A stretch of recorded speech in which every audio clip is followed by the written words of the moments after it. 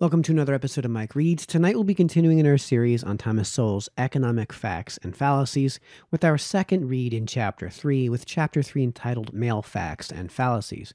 As I've mentioned in all of these reads, I'm doing this series as a parallel read with Henry Hazlitt's Economics in One Lesson. I'll put a link to that series in this video's description so you guys can check that out if you'd like. I'm also going to be doing an analysis and review of tonight's read at the end of this read, as we always do. So I'll put a timestamp in this video's description to the analysis and review section of this video, so you guys can jump straight to that if you'd like. One more thing before we start this chapter and this read. So this chapter is broken up into several sections. The section we'll be reading tonight is the section entitled Economics. It's a fairly long read, so you'll have to bear with me. And it's broken up into several subsections. I'll let you know as we go along when we get to those subsections. And I'll also put timestamps in this video's description to those subsections as well, so you guys can keep pace with that if that's how you'd like to go about this. So without further ado, let's dive right on into tonight's read from Chapter 3, Male-Female Facts and Fallacies, with the section Economics. Ideally, we would like to be able to compare those women and men who were truly comparable in education, skills, experience, continuity of employment, and full-time or part-time work, among other variables, and then determine whether employers hire, pay, and promote women the same as they do comparable men. At the very least, we might then see in whatever differences in hiring, pay, and promotions might exist a measure of how much employer discrimination exists. Given the absence or imperfections of data on some of these variables, the most we can reasonably expect is some measure of whatever residual economic differences between women and men remain after taking into account those variables, which can be measured with some degree of accuracy and reliability. That residual would then give us the upper limit of the combined effect of employer discrimination plus whatever unspecified or unmeasured variables might also exist. However, even if we were to find zero economic differences between those women and men who were truly comparable, that would not mean that women and men as a whole had the same income or the same likelihood of being hired or promoted. If the sexes as a whole were distributed differently between full-time and part-time employment, or in different fields or levels of education, or in other ways that affect people's economic prospects. In short, even an absence of discrimination would not mean an absence of male-female economic differences. Occupational differences. Even when women and men earn the same incomes in the same occupations, differences in the distribution of the sexes among different occupations lead to differences in their average incomes. The distribution of women and men in various occupations has long differed, partly due to restrictions placed on women and partly due to choices made by women themselves. In times and places where women have been restricted from working outside the home, this limitation on the range of occupations open to women has in effect also been a limitation on their earnings prospects, again, even without whatever employer discrimination might or might not exist. Put differently, how much of male-female differences in income has been due to employer discrimination and how much to other differences arising from social restrictions or other factors is a question rather than a foregone conclusion. Many social restrictions, especially in the past, have been based on attempts to forestall problems growing out of the attraction of the sexes for one another. In times, places, and social classes where a young woman's chastity was a prerequisite for favorable marriage prospects, her parents were often very concerned that she not only be kept from work environments or other environments where she would have unsupervised contact with young men, in order to avoid even the appearance of an unchaste life, much less the temptations that could result in an unwed pregnancy that could ruin her life and disgrace the family. Work restrictions based on such concerns are inherently asymmetrical, since whatever troubles young men might encounter or create while working outside the home, these did not include anything so visible or with so much social and economic impact as becoming pregnant. In times and places when the cost of supporting an unwed daughter's child fell solely on her own family, The family sought to reduce the risk of this happening by much more severe restrictions on women's freedom and much more monitoring of whom she associated with and under what conditions.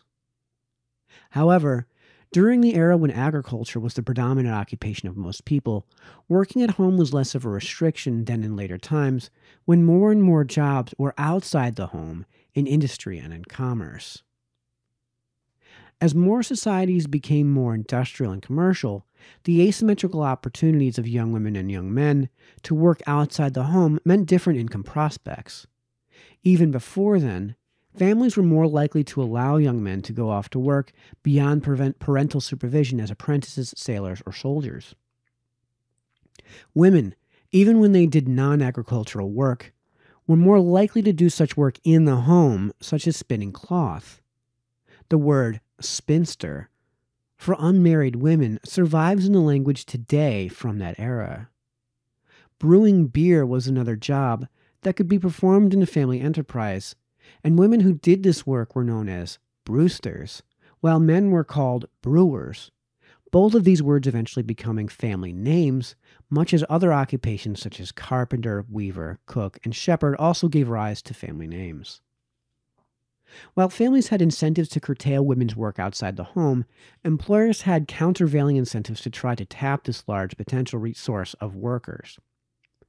Early New England mill owners, for example, tried to reassure parents of the safety and propriety of letting their daughters work in their business by having all-female workforces, often overseen by older women who in effect were chaperones, especially when the young women lived away from home.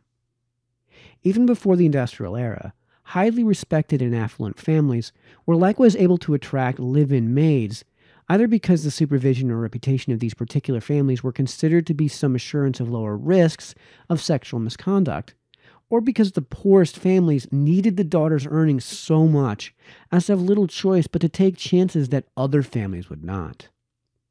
The sexual molestation of servant girls by their employers' sons, or male servants was among these dangers, as was the succumbing to temptation by the girls themselves.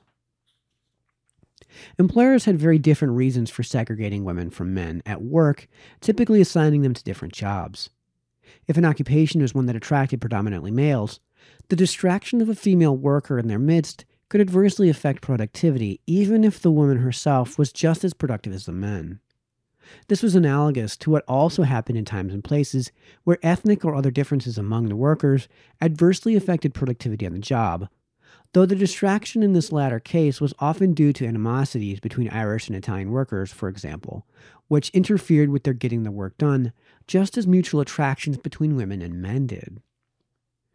Thus, whole occupations could be off-limits to women simply because it was mostly men who worked in those occupations, and the few women who might want to work in such occupations were not considered by employers to be worth the adverse effect which their presence could have on the productivity of the men. Where there were large numbers of women seeking work in these occupations, then the employer had the option of hiring both women and men and segregating the sexes on the job, though maintaining such separation was not easy.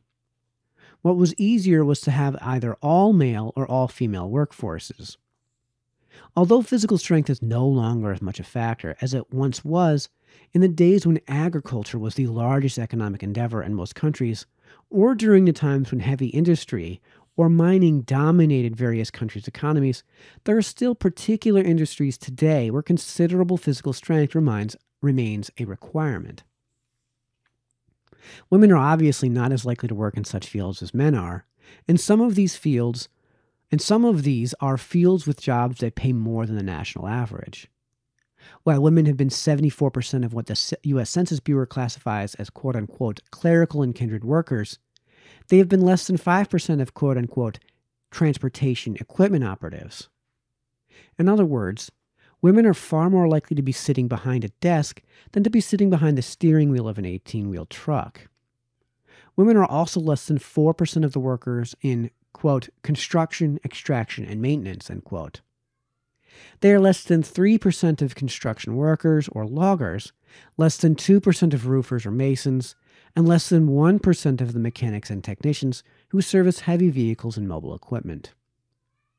Such occupational distributions have obvious economic implications since minors earn nearly double the income of office clerks when both work full-time and year-round. There is still a premium paid for workers doing heavy physical work, as well as for hazardous work, which often overlaps work requiring physical strength. While men are 54% of the labor force, they are 92% of the job-related deaths. Continuity of employment.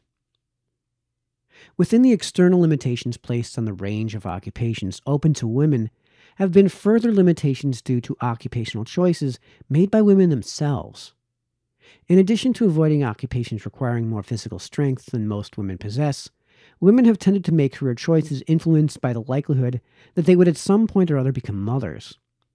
Since motherhood has usually entailed a period of withdrawal from full-time work outside the home, the cost of such withdrawal becomes a factor in occupational choices.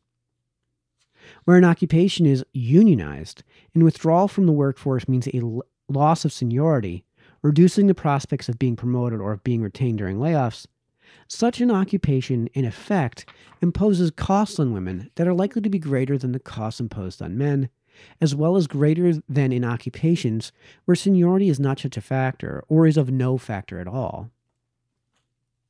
However, even some non-unionized companies may have seniority systems which have the same economic effect, reducing women's earning prospects more than those of men. Seniority is often also a factor in civil service jobs, likewise reducing women's earning prospects more than those of men.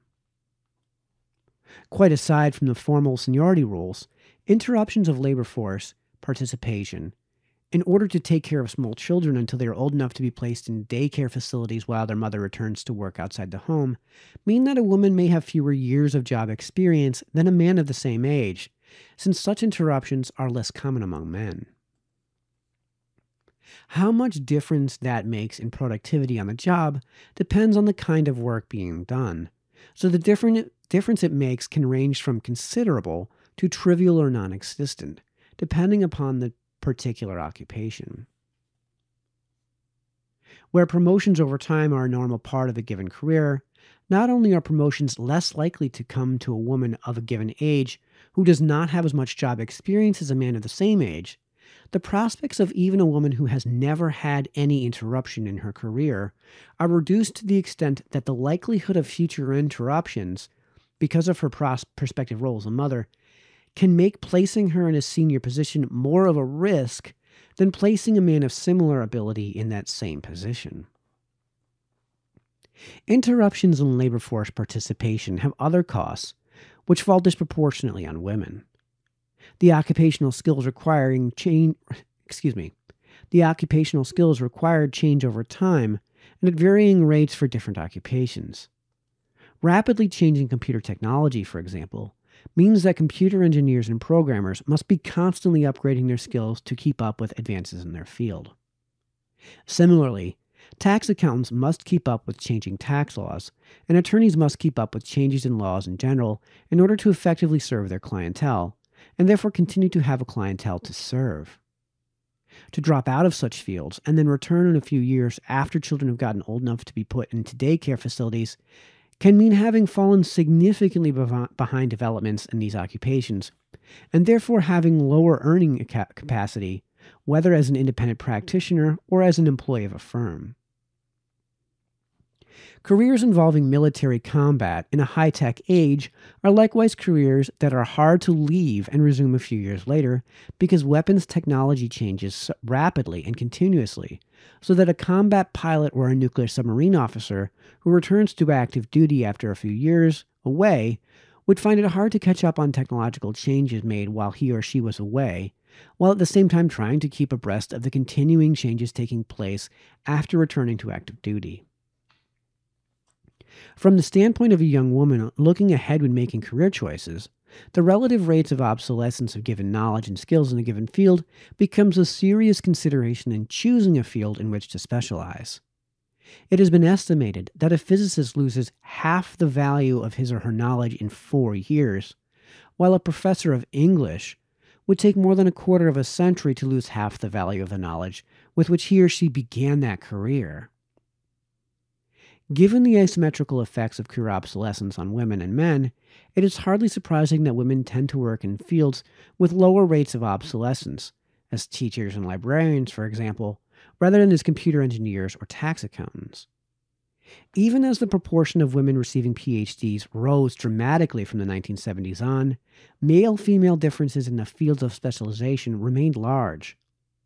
As of 2005, for example, women received more than 60% of the doctorates in education, but less than 20% of the doctorates in engineering. Regular and irregular work. While many jobs have regular 9 to 5 hours, many others require putting in whatever hours happen to be required, whenever and wherever they happen to be required. When a multi-million-dollar lawsuit is in progress or a death penalty case is being appealed, the attorneys involved cannot simply quit work at 5 o'clock and go home. If the case requires working nights and weekends, then the attorneys have to work nights and weekends in order to build the strongest case they can before they are scheduled to appear in court. In principle, it does not matter whether the attorney is male or female, but in practice, with women more often than men carrying the burden of domestic responsibilities for children and the care of the home, careers that involve much unpredictable night and weekend work are less attractive to women. Having it all, a career and a family and an upscale lifestyle, is fine, but doing it all is often harder for a woman, given the usual division of domestic responsibilities between the sexes and the inevitable differences in childbearing. Those young women who think ahead may take this into account in choosing a career, while older professional women have often decided that having it all is not worth the toll it exacts. This may not put a whole profession off limits, but it can restrict the range of work situations within a given profession. Thus, women who want to be attorneys may tend to find being a civil service attorney with regular hours to be more attractive than working in a leading high-pressure law firm, where the work week not only averages 60 or 70 hours, but where those hours may have to be worked at whatever unpredictable times the client's case requires.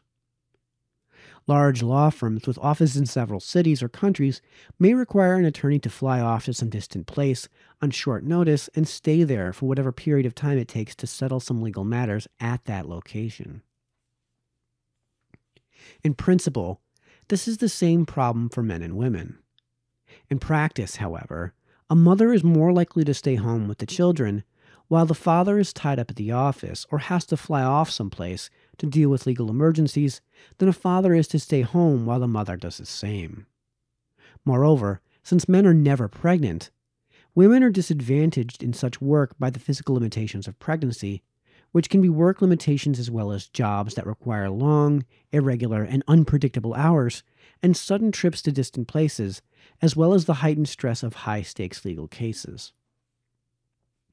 A Harvard Business Review survey among people whose earnings were in the top 6% showed that 62% worked more than 50 hours a week, and 35% worked more than 60 hours a week.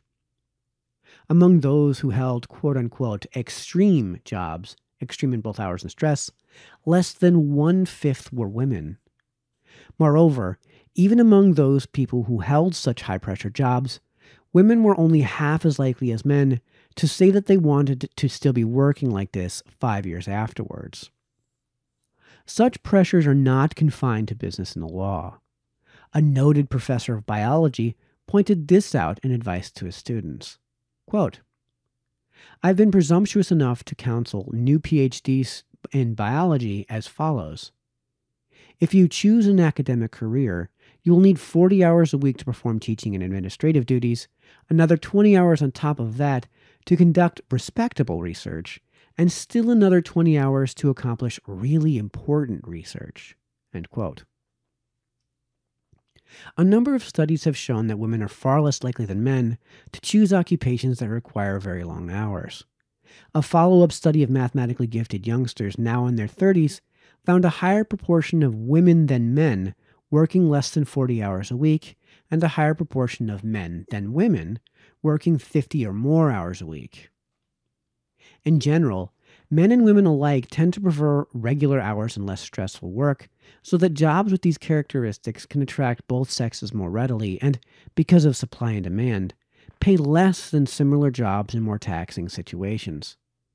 However, to the extent that the less taxing jobs fit in with domestic responsibilities that fall disproportionately on women, and so attract women especially, male-female income differences can be considerable even if men and women are paid the same in both the taxing and the non-taxing work environments, if women and men are distributed differently between the different environments within the same profession, as well as being distributed differently among different occupations. The Economist magazine observed, quote, "The main reason why women still get paid less on average than men is not that they are paid less for the same jobs, but that they tend not to climb so far up the career ladder, or they choose lower paid occupations such as nursing and teaching." End quote. This is confirmed by other studies. Among the jobs where women with college degrees earn at least as much as men are computer engineer, petroleum engineer, and a variety of other engineering occupations, as well as journalist, portfolio manager, and medical technologist. But in most of these jobs, especially most engineering jobs, there are fewer women than men.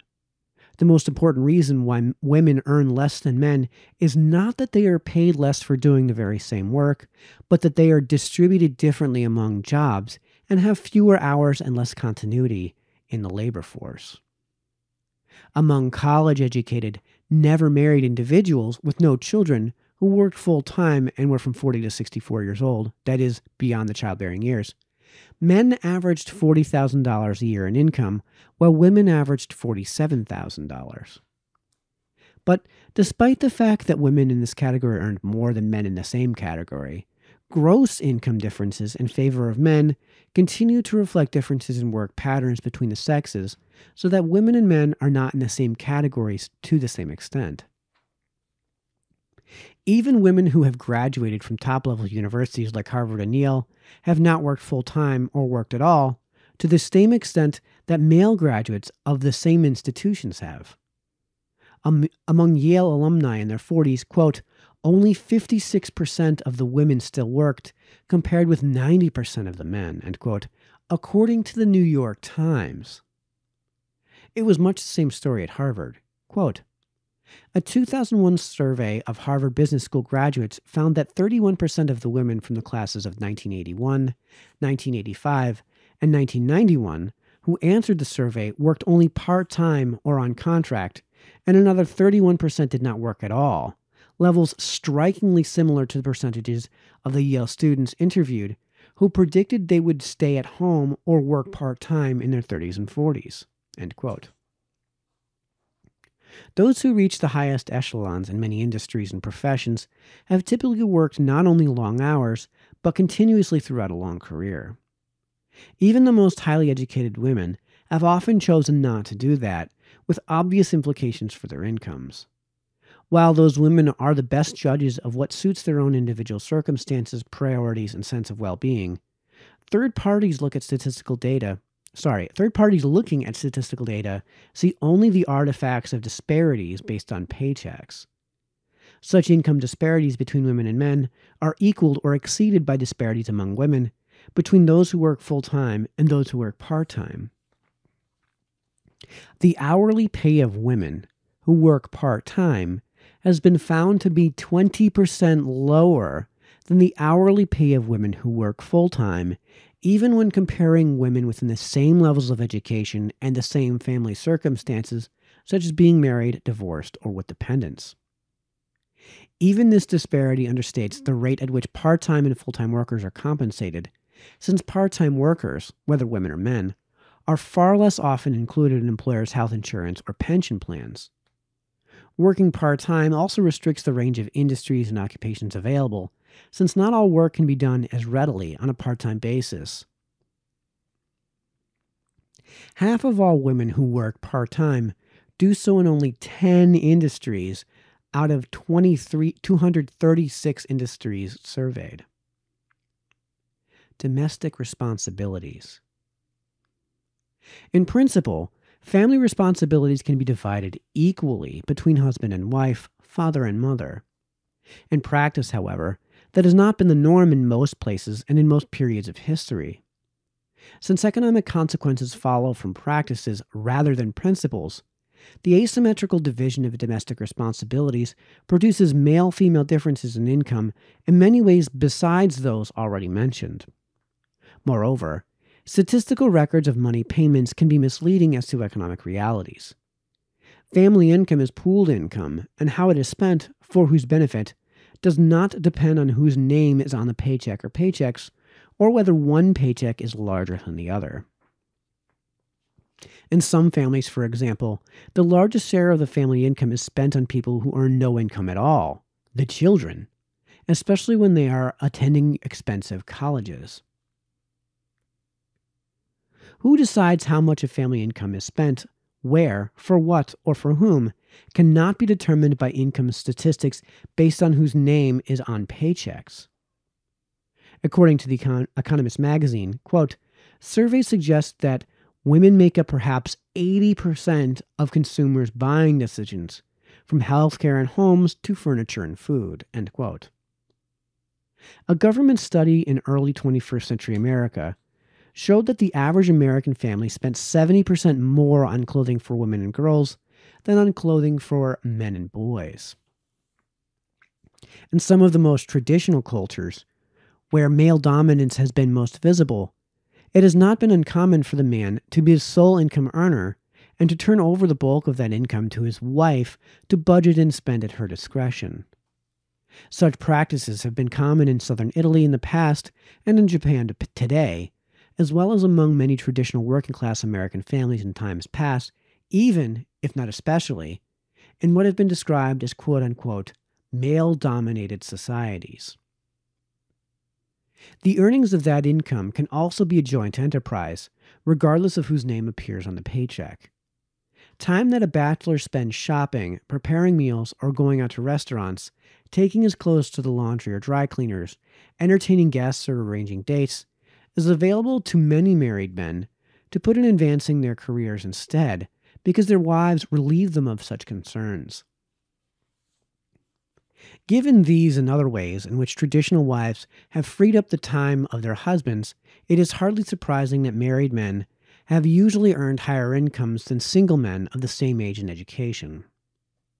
Given the incentives created by having children to support, it is likewise not surprising that married men with children have usually earned the highest incomes of all, since higher earnings are more imperative for fathers, whether these additional earnings are obtained by working overtime or by choosing more taxing jobs that pay more. Because the situations of husbands and wives have not been symmetrical in traditional families, it is likewise not surprising that marriage has had opposite effects on the incomes of women and men.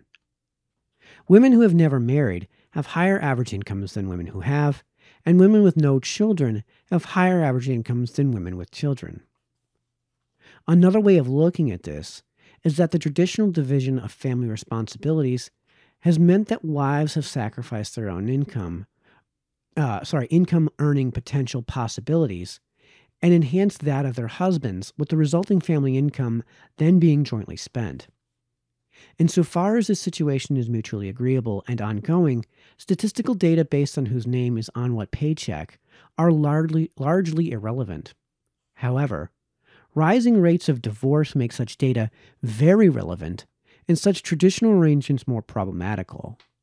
In effect, the traditional wife has been investing in her husband's career, and a divorce means that the value of that investment, made for years or even decades, can be lost to her. Alimony and child support payments made after a divorce may or may not recoup the value of that investment.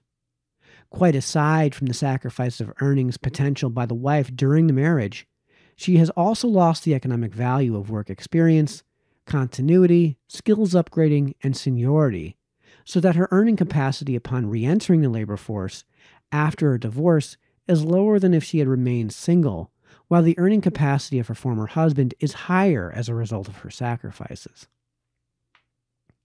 Those who think in terms of principles rather than practices see no reason why ex-husbands are not as much entitled to alimony as ex-wives, at least in cases where the woman has a higher income, a higher earning potential, or a higher level of wealth.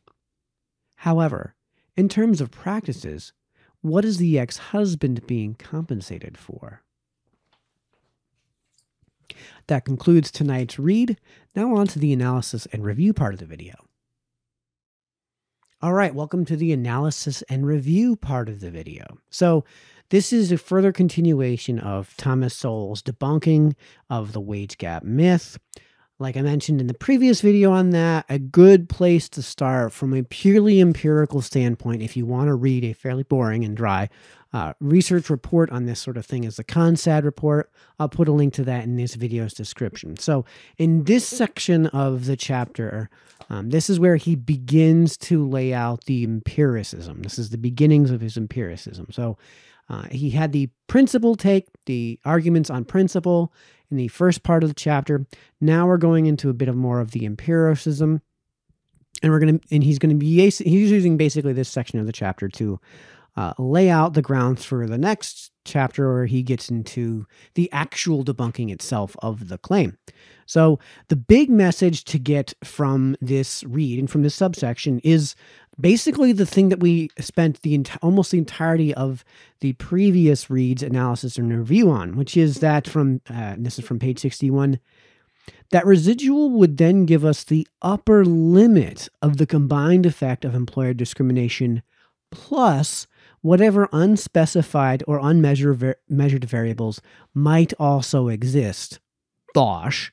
So in this case, what we mentioned, and I'll link to that previous read in this video's description, was that when you control for independent variables, there may result in an amount of difference that isn't accounted for by the independent variables. However, that doesn't mean that the dependent variable is the sole explanatory for that difference. Again, bosh.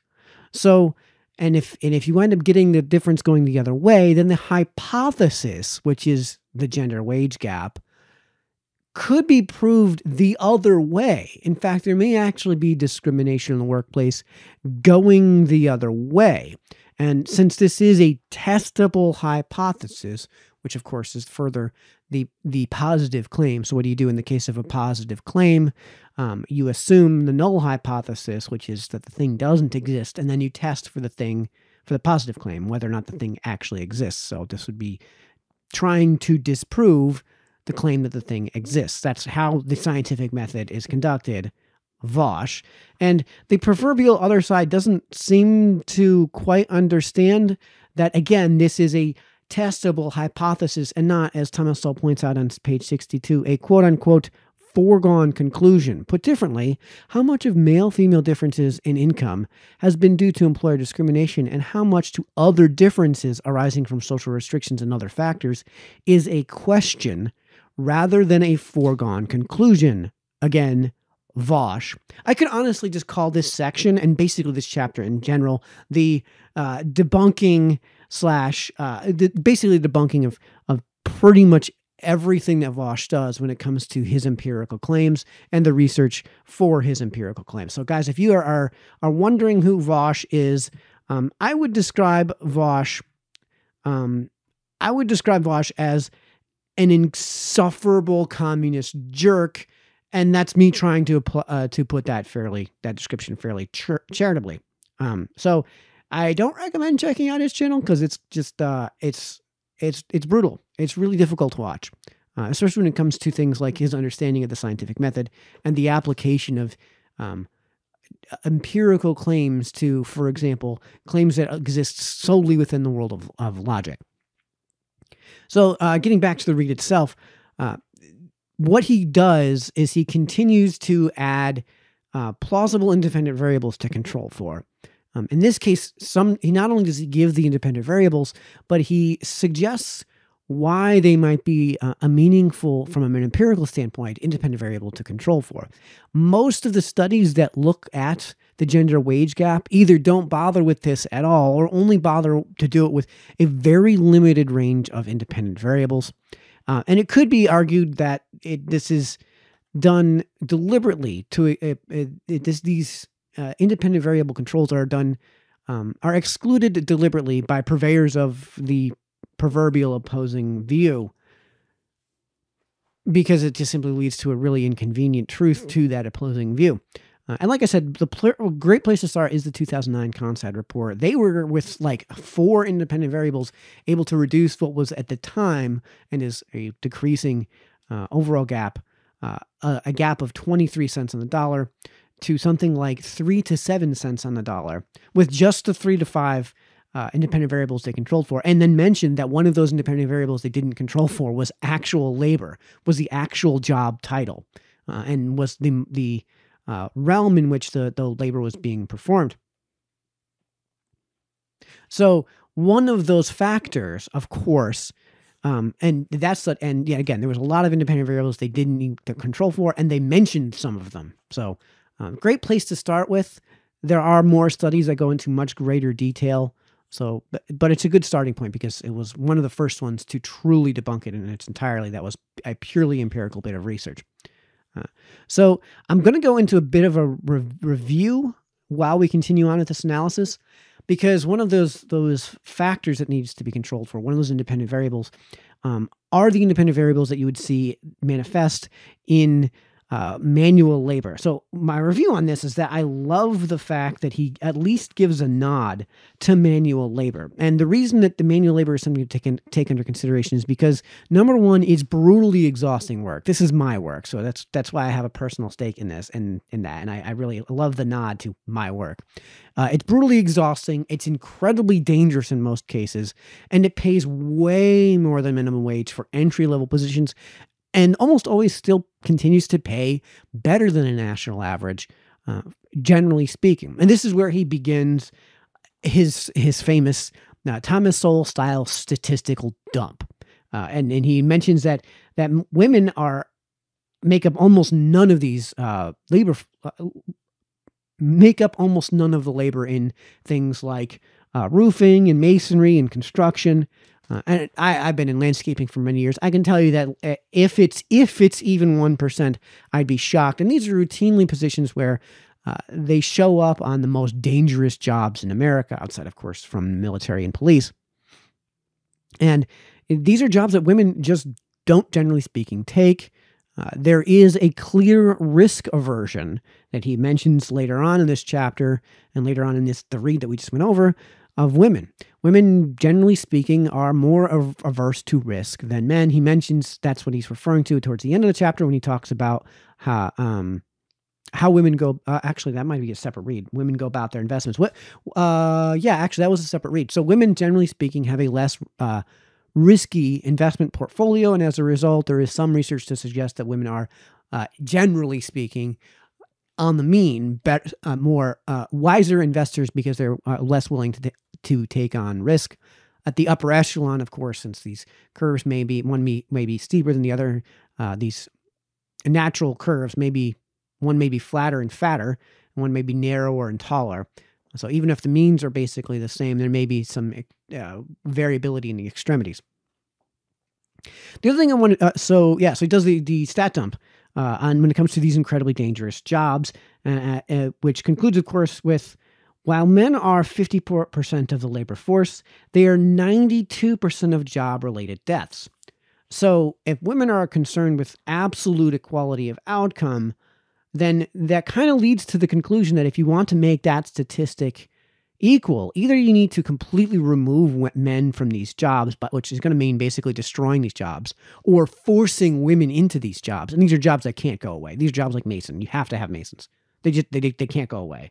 Fisherman is a job that just won't go away. Jobs like plumbing and landscaping, again, are jobs that just won't go away. People will not tolerate having a driveway that's a wreck and having a lawn that there's no way to even get to your house with the giant bramble of weeds that have grown over it. So, so basically the only way you get to equality of outcome with a statistic like men are 54% of the labor are the labor force, but they are 92% of job-related deaths, is effectively to either make them the entirety of the labor force, which makes no sense to their claims, or you wind up forcing women to die on the job. because there's no way to prevent the men from doing that, because they're going to take on these positions that are incredibly risky. So there's some points of clarification that need to be made. And we're getting this read is a pretty long read, so I'm going to try to do this as quickly as I can. And that is, there's a lot in here that are not normative claims. They are descriptive claims. There's a big difference between the two. One is just saying, hey, this is reality, and one is saying there's a should where there. So one is a should statement, one is an is statement. Descriptive claims are is statements. Normative claims are should statements, to be very short. And this is what he's doing throughout page 71 and about his discussion on the history of jobs. Now, let me just open up to page 71 because there's a quote in here that probably falls into that classification. Yeah, no, it's just the general discussion that's happening on page 71 in the beginning of the chapter, which he meant, and I'll go back to that too, just to clarify some points that he's making. This is not him saying that there was this type of discrimination that was going on and it was a good thing, or that it was necessarily just or moral, but that it happened. And on page 64, when he says, thus whole occupations could be off limits to women simply because it was mostly men who worked in those occupations, and the few women who might want to work in such occupations were not considered by employers to be worth the adverse effect which their presence could have on the productivity of the men. So in this case, it's basically the Tim Tebow effect. So there's a circus that goes along with hiring a woman at a certain workplace, let's say, and you just don't want to deal with the circus. And it may be that Tim Tebow is a fine player and he's a fine human being and we'd love to have him, but we just don't have the resources to deal with the circus. And dealing with the circus may mean completely rehiring the male staff. It may mean completely retraining the male staff to not be pigs. Unfortunately, that's a huge cost, and some companies just at certain points weren't willing to deal with that. So that is an example of, in the case of the Tim Tebow effect, the difference between type 2A and type 2B discrimination, I think is how Thomas Sowell put it in his Discrimination and Disparities, which actually goes into great detail on the topic at hand here, the wage gap myth. So I definitely recommend reading that book. That's one of my favorite reads of Thomas Sowell. And I actually did that on this channel, so I'll put a link in this video's description to that read. In the case of discrimination type 2A, it's the discrimination that we know of. Type 1 discrimination is discriminating between, like, this is a purple shirt, so I discriminated between this and the black shirt that's over there on my shelf because tonight I felt like wearing purple for whatever reason. And then there's the discrimination, which is discrimination based on, say, race or sex, which is innocent because you just have no information. And then there's discrimination based on race or sex because you genuinely believe that there are inherent characteristics of the individuals within that class based entirely on that race. That would be something like, in the case of race, racism. That would be something in the case of sex, sexism. In the case of discrimination based on sex, it may be something along the lines of, we are looking for bartenders, and we all know what sells in a bar, so we're going to prefer, when we have otherwise equally qualified candidates, the ones that have the assets, let's say, to drive in more customers. So this is a case of not having, or in the case of, let's say it's they prefer women in these bars because they have a serious problem with, let's say, trust. And they tend to know that women are less likely to commit violent acts of crime, let's say, and they have a they have a problem with guys behind the bar acting like physical jerks to the customers, let's say. So that would be a case of, in the case of the Tim Tebow effect, that would be a case of type 2, I think it's A discrimination. I can't remember if it's type A or type B. But it's the one where if there was a way to get more information, if there was a way to, in this case, train the guys beforehand not to act like pigs to women, if there was a way to do that without that added cost, then the discriminatory hiring practice would not be necessary. Or at least the consideration of whether or not to engage in the discriminatory hiring practice would not be necessary because you just simply wouldn't. As far as my personal review of this section, I wish he would use this section. I wish he would use these moments to get into the impact of these independent variables. So when he says things like there are X percent of men and women working in these fields, there are X percent of men and women who work these number of hours. I wish he would go then into the impact, how that works how that manifests in the overall difference in incomes between men and women. This isn't to say he doesn't do it, because he does it in the very next section, and he does a very good job of it. But I think from the perspective from a literary perspective, from an argumentative perspective, it makes sense to include a little bit more of that than he does, which honestly he dabbles in it on page 70 when he talks. Excuse me, let me open up to page 70. Yeah, when he says things like only 56% of women still work compared to with only 90% of men, according to the New York Times.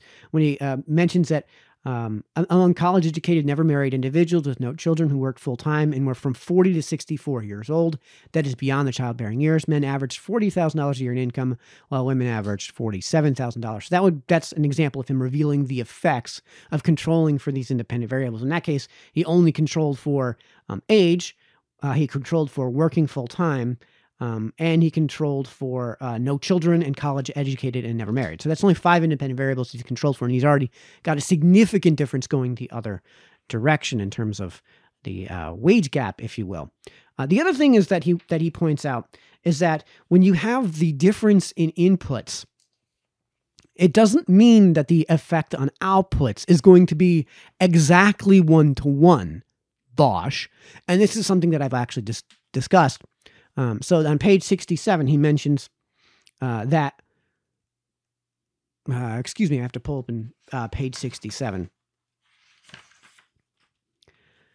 He mentions that it has been estimated that a physicist loses half the value of his or her knowledge in 4 years, while a professor of English would take more than a quarter of a century to lose half the value of the knowledge with which he or she began that career. So in the case of a mother who's giving birth to children, if she's only out of the workforce for 3 years out of, say, the 30 that she's in the labor force, let's say, then that should only result in a 10% decline in skill. Well, in some cases, that may not be the case. It may expand into, because of obsolescence and the advancement of technology, if it's a computer science field that she's in, it might result in major changes in terms of skill set. He also mentions on page 71 the fact that the hourly pay of women who work part-time has been found to be 20% lower than the hourly pay of women who work full-time. So in that case, and this is under the heading of I wish you would use this to get more into the impact. If women, compared to other women, make 20% less per hour by simply working part-time versus full-time, then that would explain the difference right there. That statistic alone, if it was expanded to a larger scale, could easily explain the entirety of the difference. So I've mentioned Vosh's name now. I can't tell you how many times. So guys, if you want to share this with Vosh, feel free to do so. It's a lesson that the opposing viewpoint, if you will, just simply doesn't understand from the standpoint of a statistical and empirical standpoint, not the actual conclusion to be drawn from the data being presented in this chapter. But speaking of which, the juiciest stuff is to come. The juiciest stuff is to come in the next read. So stay tuned, and we'll see you then in the next subsection of this chapter, which will be employer discrimination. So until then, this has been Mike, signing off.